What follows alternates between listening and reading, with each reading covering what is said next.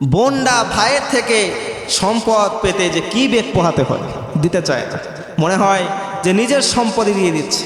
কিন্তু মনে রাখবেন, আবার বলছি, যারা অংশীদার ফাঁকি দেয় তাদের কোনো সিজদা আল্লাহর দরবারে কবুল হয় না।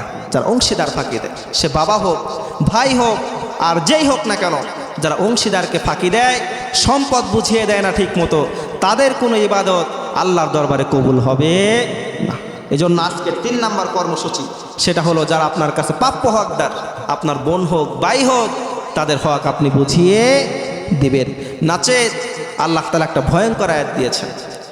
আল্লাহ তাআলা বলছেন, ইন্নাল্লাযীনা ইয়াকুলুনা আমওয়ালাল ইয়াতামা যুলমা ইন্নামা ইয়াকুলুনা ফি বুতুনিহিম নারা ওয়া সায়াসলাউনা সাইরা। আল্লাহ তাআলা বলেন, ইন্নাল্লাযীনা, নিশ্চয় যে বাজারা, ইয়াকুলুনা, এখনো খাচ্ছে, ভবিষ্যতেও খাবে, আমওয়ালাল ইয়াতামা যুলমা, এতিমের মাল জুলুম করে। এই মুফাসসিরগণ এতিমের সংজ্ঞায় অনেক কথা বলেছেন। এতিম হলো সরকারের কাছে জনগণ এতিম, মেম্বারের কাছে তার ইউনিটের সবাই এতিম, চেয়ারম্যানের কাছে ইউনিয়নের সবাই এতিম।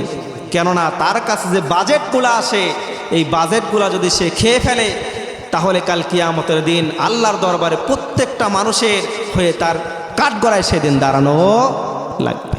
কিন্তু আমাদের দেশে কি হয় দেখেন তো, এমপি হয়, চেয়ারম্যান হয়, মেম্বার হয়, একটাই চিন্তা ভাবনা, রাস্তার বালু খাবে, এরপরে ইট খাবে, এরপরে টিউবওয়েলগুলা খাবে, সব কিছু খেয়ে সাফা করবে, এই চিন্তা ভাবনা নিয়ে এই দায়িত্বগুলা গ্রহণ করে।